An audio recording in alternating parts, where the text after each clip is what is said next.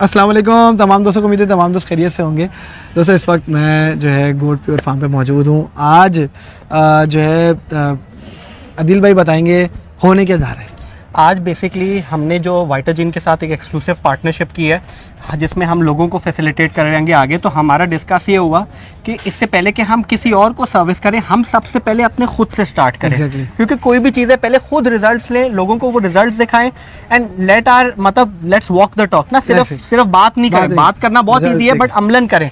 आज हमारे पास 75 गोट्स अल्हम्दुलिल्लाह अलाइंड है जिनका लैप्रोस्कोपिक एआई होने जा रहा है और हो गया है अल्हम्दुलिल्लाह। वीडियोस में आई बिलीव हम इसको अभी बस कवर कर लिया है, उसको दिखाना है इंशाल्लाह और आप लोगों को पूरे डिटेल में दिखाएंगे मैनुअल आदिल भाई के साथ। और इसके अलावा जो हमारा एक नॉर्मल एक सर्विकल एआई होने और लैप्रोस्कोपिक। तो हम सबसे पहले अपने खुद से इंशाल्लाह शुरू कर रहे हैं कि यहाँ पे हमारी गोट्स को हमारे सीमन के साथ वो कर रहे हैं कि क्या रिजल्ट्स आते हैं, कैसे तक कि हमारे पास स्टैट्स हो लोगों को शेयर करने के लिए। And this is the biggest laparoscopic AI जो वाइटाजीन की टीम की मदद से आज हो रहा है और माशाल्लाह डॉक्टर एजाज की हेल्प से हो रहा है, डॉक्टर कैसर, मानी भाई, उस्मान भाई, उसामा भाई, सबकी सपोर्ट है। तो बस आपको जो है वो आगे वो पूरा प्रोसेस दिखाते हैं जो डॉक्टर एजाज पूरा समराइज करेंगे इंशाल्लाह किस तरीके से क्या चीज़ होती है। जी ये गोट जो है जारी है जिसमें इंशाल्लाह होने लगेगा, आपको पूरा प्रोसेस दिखाते हैं। आज हम अपने गोट प्योर फार्म के ऊपर बताएंगे, हम यहाँ पर लैप्रोस्कोपिक एआई कर रहे हैं। यानी मैं मुराद ले रहा हूँ कि हम क्या करते हैं, तमाम जानवरों को इकट्ठे हीट पर लाते हैं और उसके बाद उनकी लैप्रोस्कोपिक एआई की जाती है। उसके लिए हमने जो है वो खिदमात हमने हासिल की हैं और हमने डॉक्टर साहब से कहा है। डॉक्टर साहब का मैं यहाँ पर इंट्रोड्यूस करा देता हूँ। जी डॉक्टर एजाज साहब हैं, मुल्तान में एसोसिएट प्रोफेसर हैं थीरोजिनोलॉजी डिपार्टमेंट में। ये आए हैं आज हमारे फार्म पर। हमने इनकी खिदमात हासिल की हैं और हमने तमाम बकरियों को पहले प्रोटोकॉल लगाया और प्रोटोकॉल लगाने के बाद सबकी हमने फर्दर हीट चेक की और हीट चेक करने के बाद इनके अंदर हम एक ऑपरेशनल प्रोसीजर है जिसको हम लैप्रोस्कोपिक एआई कहते हैं, उसकी मदद से हम आर्टिफिशियल इंसेमिनेशन यानी तोखमरेदी इसकी कर रहे हैं। तो डॉक्टर साहब बताएं इसके बारे में, क्या हम जो है वो इसका प्रोसीजर कितनी देर का है और कैसे हम इसको परफॉर्म करेंगे। जी शुक्रिया डॉक्टर साहब, तारफ़ करवाने का। बड़ा अच्छा आपने मेरा तारफ़ करवाया।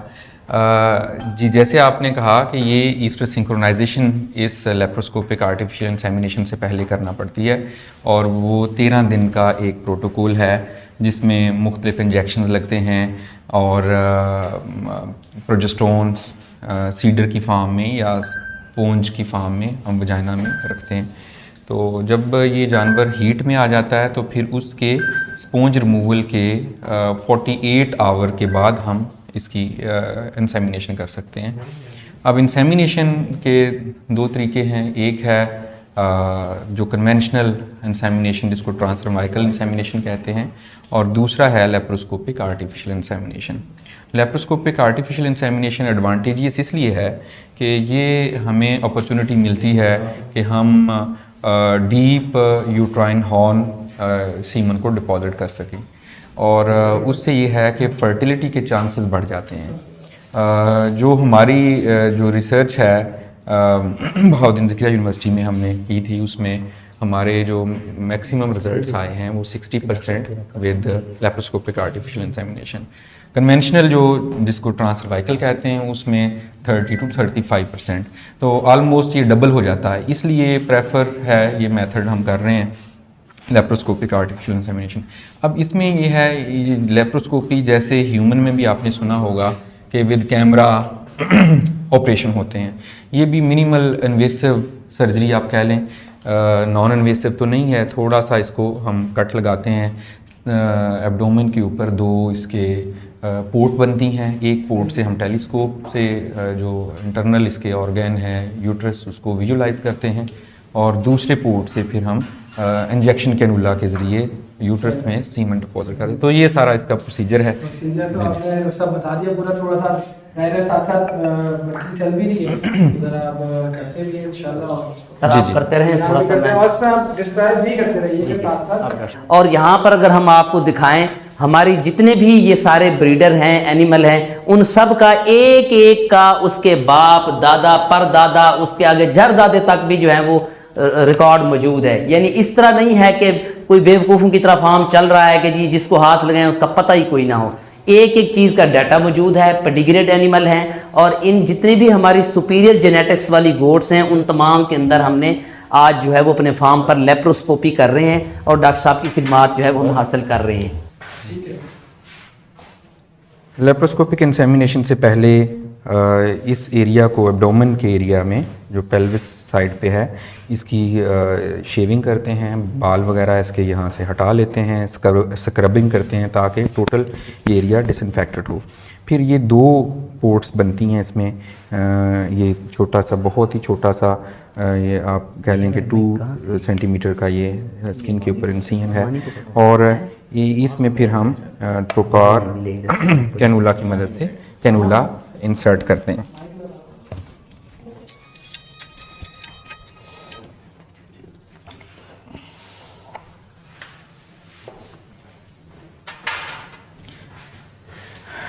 एक ट्रोकार के साथ फिर हम ये एयर पंप अटैच करते हैं ताकि इसमें हम हवा थोड़ी सी भर सकें। हवा भरने का या इंसफलेशन का पर्पस ये है कि ऑर्गन्स थोड़े पीछे हट जाएं, पेरिटोनियम थोड़ी ऊपर आ जाए और हमें एक स्पेस मिल जाए जिससे हम काम कर सकें। फिर अब ये देखें, ये इससे मैंने टेलीस्कोप गुजारी, ठीक है। अब हम देख लेंगे कि ऑर्गन किस जगह पे पड़े हुए हैं, उनकी कैसी हालत है। बाज़ औक़ात फैट आ जाती है बीच में, तो उसको फिर हम ये बैबकॉक से हटा लेते हैं।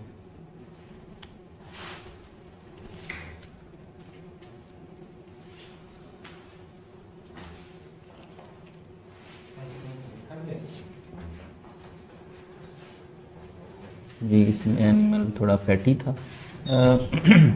रूटीनली हम ऐसे एनिमल को सिलेक्ट करते हैं लेप्रोस्कोपिक एआई के लिए जो ना ज़्यादा मोटे हों ना ज़्यादा दुबले हों, क्योंकि मोटे जो जानवर होते हैं उसमें फ़ैट बहुत ज़्यादा होती है, तो वो एक हर्डल है रिप्रोडक्टिव ऑर्गन को तलाश करने में। ये हम सर मुझे साथ यही बताते रहें कि इस तरीके का से हमारी जो बकरी है, जो आमतौर पर कोई भी देखेगा फर्स्ट टाइम शायद इसको देखेगा बोलेगा तो बहुत हम तकलीफ दे रहे हैं और इसको नहीं, इसमें ऐसा नहीं है। रहेगा तो थोड़ा सा इस तरह का थोड़ा बताएं कि इसके क्या नुकसान, क्या फ़वाइद, थोड़े से इस पर। जी, ये ऐसा नहीं है कि इसको बहुत तकलीफ़ दे रहे हैं। लेप्रोस्कोपी करने से पहले हमने इसको एक सेडेटिव दिया है जिससे ये थोड़ी सी काम हो गई है, और लोकली भी हमने इस एरिया में लिग्नोकेन लोकल एनेस्थेटिक लगाया है जिससे इसको पेन को मिनिमम किया जाए। और जब ये ऑपरेशन कंप्लीट हो जाता है उसके बाद भी हम पेन किलर लगाते हैं, एंटीबायोटिक भी लगाते हैं, और ये फिर इसका ख्याल रखते हैं ताकि वो पेन को मिनिमम किया जा सके। जी, ये देखें, ये इंजेक्शन कैनुला है, इससे हमने uterus, lumen of the uterus तक अप्रोच की है। अब इसके साथ सीमन अटैच करेंगे। ये इस रेंज के अंदर सीमन है जी। अब थोड़ा सा इसको इंजेक्ट करके देखें, जा रहा है जी स्मूथली।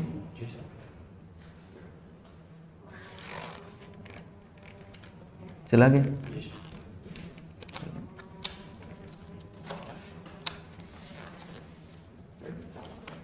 एक मिनट,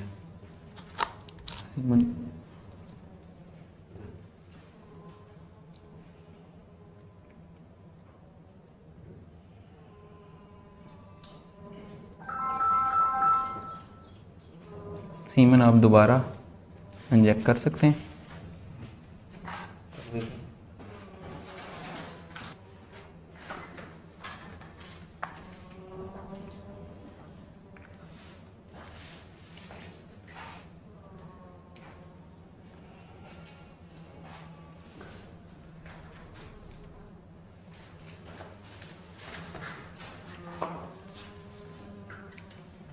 सीमन इंजेक्ट ये देखें, इंजेक्शन कैनुला की मदद से हमने यूट्रस के अंदर सीमन डिपॉजिट कर दिया है जी।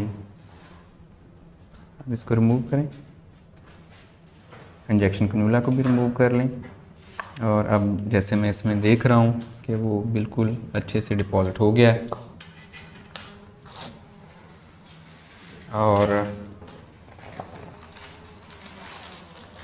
इंसेमिनेशन का प्रोसीजर कंप्लीट करने के बाद ये इसके इनलेट्स आप खोल देंगे कैनुला के। इससे जो हमने एयर भरी थी वो सारी एयर यहाँ से बाहर निकल आएगी। ठीक है, बस ये बहुत छोटा सा आप ये देखें सुराख है।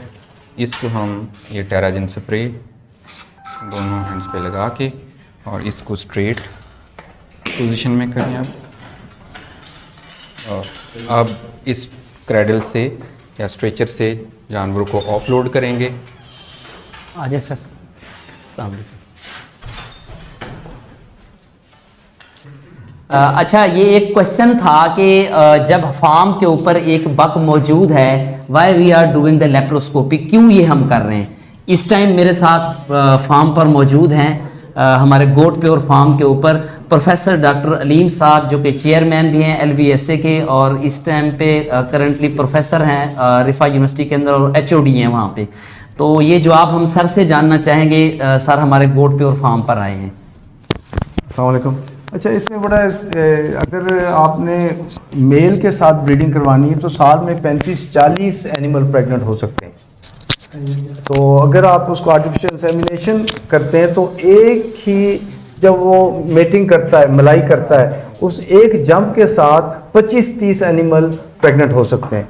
तो एक मेल का बहुत ज़्यादा स्कोप बन जाएगा और बच्चे उस मेल से जो बड़े हाई जेनेटिक के आपको मिल सकते हैं। नहीं तो साल में तो बहुत कम होंगे नेचुरल ब्रीडिंग के साथ। ये बस एक आसान सा आपने बिल्कुल समझा दिया और बड़े इजी वे में आपने बता दिया। Thank you so much sir.